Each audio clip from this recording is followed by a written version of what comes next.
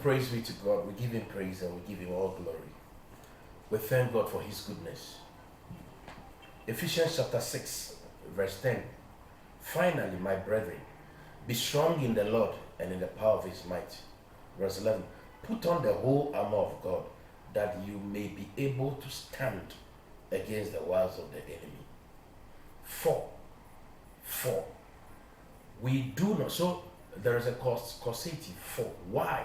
Therefore, why do you have to put on the whole armor of God, so that you may be able to stand against the schemes, the methodia of the devil? It says 4, verse 12. For we do not wrestle against flesh and blood, but against principalities, against powers, against the rulers of the darkness of this age, against spiritual hosts of wickedness in the heavenly places. So you need to know the enemy. Okay, why would the word say you need to put on a whole armor so you be able to stand? For we do not wrestle against flesh and blood. It means that it's because there is an enemy. You need to know the enemy, and you need to discern the battle. There is an enemy, and flesh and blood is natural carnality. It only means that the battle is not physical. You cannot apply physical weapons, because these ones operate in the spiritual place, in the heavenly place. That heavenly place is the second heavens. The first is what we see in the sky. The second is the where spiritual forces operate, and then we have the third one, the throne of God. Now, indicating that these forces are spiritual. The enemy is invisible. So one of the advantages the devil has over man, when man seeks to operate physically, you cannot discern the battle. If you do not discern the battle, you do not know the battle, and therefore you'll be walking as though you have been defeated, when actually the devil has been defeated. So first of all, I said the devil has already been defeated by Jesus on the cross. But there is an enemy. That is why you put on the armor of God. What is this enemy? The enemy is the devil, but the devil does not operate as if he's coming to defeat, but he's coming in with what is left after the defeat on the cross. Glory. And what is left? What is left is, let me put down schemes. Let me use people, so people can be useful to the devil. Let me use people. Let me use the world, the cosmos, the systems of this world. That's what it means. Let me use the flesh.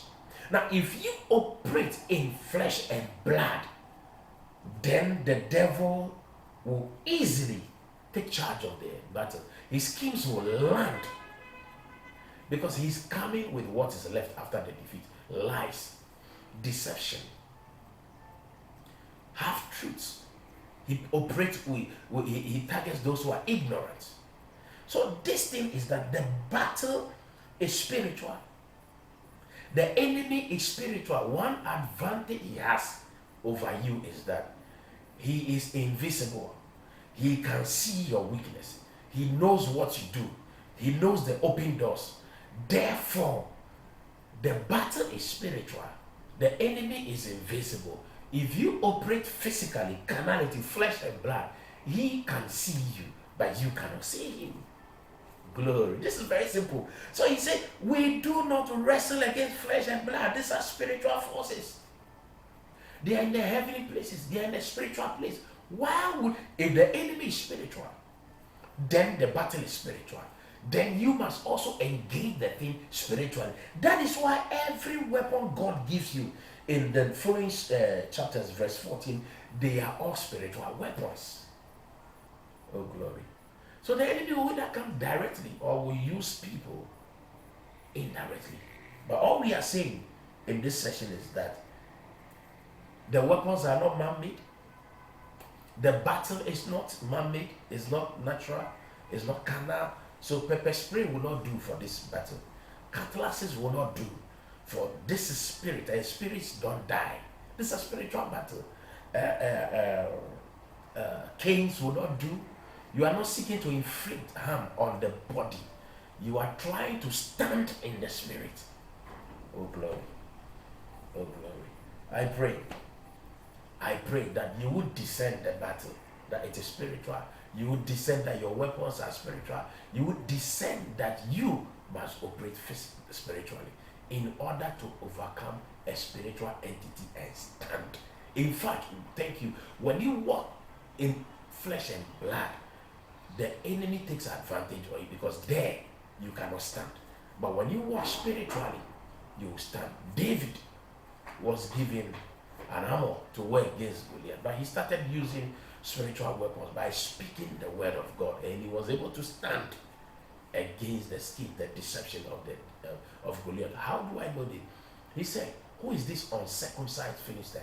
Goliath came with all glamour and might and power, but David was able to discern that he was uncircumcised, meaning that his flesh was not cut, his flesh and blood. But I'm going to stand against him with the word of the Lord, which is an offensive weapon. I pray for you that, like David, you discern the battle, you will be spiritual and know the battle is spiritual. This is Pastor Edemadu, and God bless you.